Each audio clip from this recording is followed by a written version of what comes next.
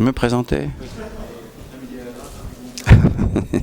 Me présenter, je m'appelle Éric Legrand, je suis comédien et si je suis là, c'est pour les activités que j'ai effectuées ou que j'effectue encore dans le doublage. Voilà, et j'ai en particulier été la voix de, je suis encore, parce que oui, il y aura peut-être des suites, la voix de Vegeta dans Dragon Ball Z, de Yamcha et d'autres personnages, et puis la voix de Seiya dans Les Chevaliers du Zodiaque, ainsi que d'autres personnages, et puis de tas d'autres choses, et puis de personnages d'acteurs en chair et en os aussi. Ça, c'est pour ce qui concerne le doublage, mais comme c'est un salon consacré à l'animation japonaise, je cite surtout Vegeta et Seiya, voilà. De quel métier parle-t-on? Du doublage. Ah, c'est pas un métier. Qu'est-ce que c'est?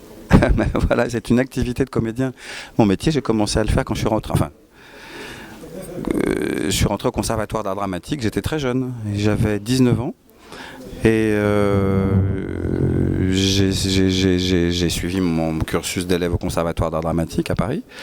Et quand je suis sorti du conservatoire, j'ai commencé à travailler, j'ai tourné pour la télévision, un tout petit peu pour le cinéma, j'ai joué au théâtre et j'ai travaillé pour la radio beaucoup, Radio France, enfin c'était pas encore Radio France à l'époque, ça s'appelait encore l'ORTF. Et puis, et donc je précise que le doublage n'est pas un métier en soi, c'est une activité parmi d'autres de comédiens. C'est pour ça qu'on ne parle pas de doubleur. Je vais faire c'est mon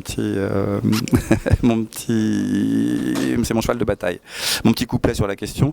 Je me bats contre l'appellation doubleur parce qu'en France, en tout cas, au Japon c'est différent et dans d'autres pays aussi. Mais en France en tout cas, le mot doubleur est exclusivement réservé aux patrons de boîtes de doublage. Il y a un syndicat des doubleurs, donc le syndicat des patrons de boîtes de doublage. Et sinon, les gens qui font du doublage, dont on entend la voix, ce sont des comédiens. Voilà. Et on ne parle même pas de comédiens de doublage, comme on ne précise pas comédien de théâtre ou de cinéma. Un comédien fait tout. Nous, on fait du doublage dans la journée. Le soir, on joue au théâtre. Le lendemain, on peut tourner un court-métrage. Le surlendemain, on fait une pub.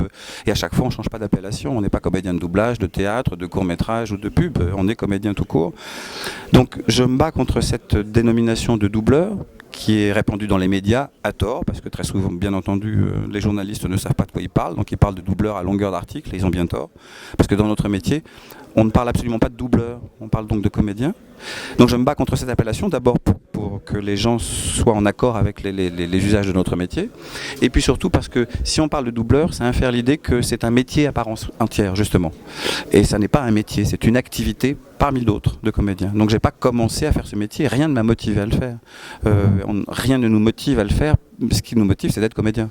Donc on est des comédiens, on joue au théâtre, puis alors le doublage vient à nous, ou on va au doublage comme on va à autre chose en cherchant du travail, quoi.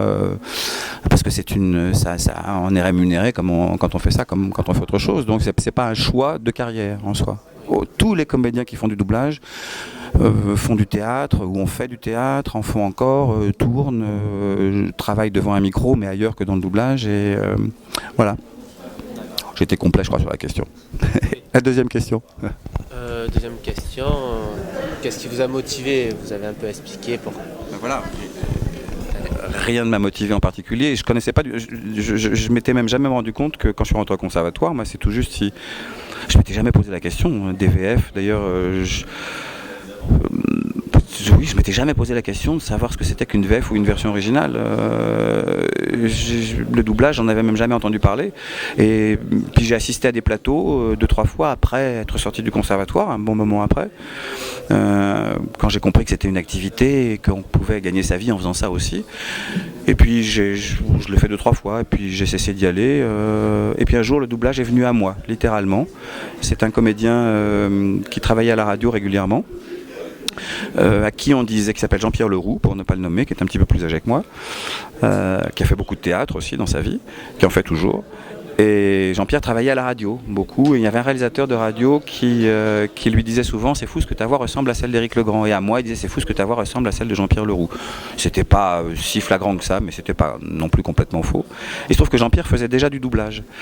Et il est arrivé un film dans lequel le rôle, c'était une histoire de sosie. Le prince et le pauvre. Pardon, j'ai la voix qui se coince, c'est mon rhume là. une histoire de sosie dans lequel le fils du roi Henri VIII d'Angleterre est le sosie d'un petit pauvre. C'est tiré d'un bouquin de l'auteur anglais Mark Twain. Et l'adaptation cinématographique, évidemment, dans cette adaptation, on avait choisi le même comédien anglais pour jouer les deux rôles, bien entendu. Mais quand il s'agit de doubler ça en version française, le doubleur, donc le patron de la boîte de doublage, avait eu l'idée de donner deux voix différentes aux deux personnages, proches mais différentes, au même acteur, donc, mais selon qu'il était l'autre personnage. Et donc il avait engagé Jean-Pierre pour l'un des deux rôles, et tout naturellement il a dit à Jean-Pierre, dis donc, est-ce que tu aurais une idée pour l'autre personnage? Je sais pas trop. Et Jean-Pierre a dit, bah oui, Éric Legrand, on l'a tellement entendu dire que nos voix se ressemblaient, mais il a dit, je sais pas s'il a jamais fait du doublage. Or, je n'en avais jamais fait. Et le doubleur, tout bêtement, m'a téléphoné. Et il m'a dit, voilà, j'ai un film à doubler, est-ce que vous viendriez faire un essai? J'ai dit oui, bien sûr, je suis allé faire l'essai. Il a été convaincu. Il m'a pris, donc j'ai un parcours totalement atypique pour ce qui me concerne, parce que j'ai donc commencé d'office sur la moitié d'un rôle principal, quoi, ce qui est absolument atypique et rarissime, on va dire. Et à partir de là, les choses se sont enchaînées, j'ai continué à en faire. Et voilà, donc rien ne m'a motivé de moi-même, ça s'est venu littéralement à moi.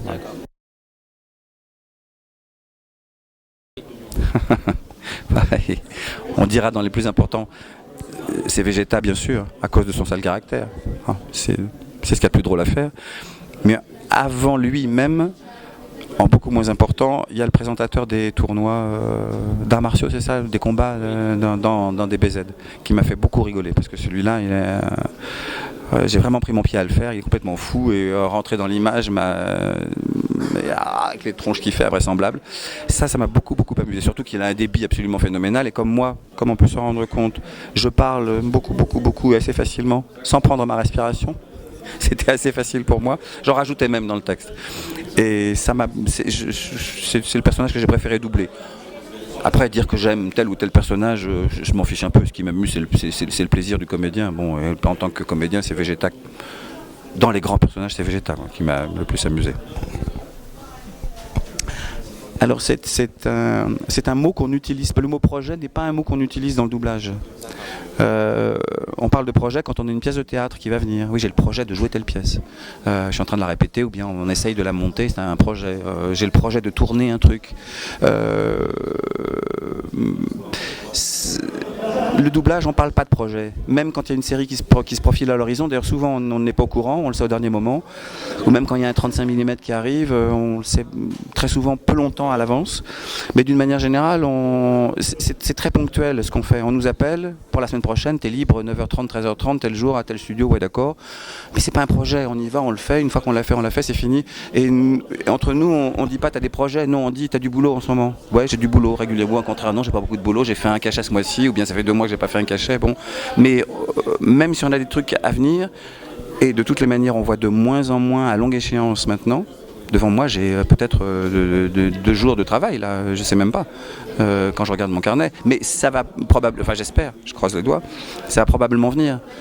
Mais ça vient comme ça régulièrement, ou ça ne vient pas. Mais de toutes les manières, on ne parle pas de projet, on n'a pas cette notion-là. C'est du boulot qu'on n'a pas, quoi, c'est ça.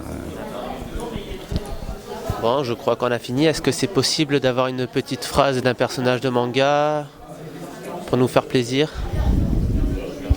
C'est possible si je peux, mais étant donné que j'ai la voix coincée, mais là, la gorge, je ne sais même pas si j'arriverai à faire un Vegeta correct. Vous voyez ce que ça ressemble un peu à Vegeta, ça.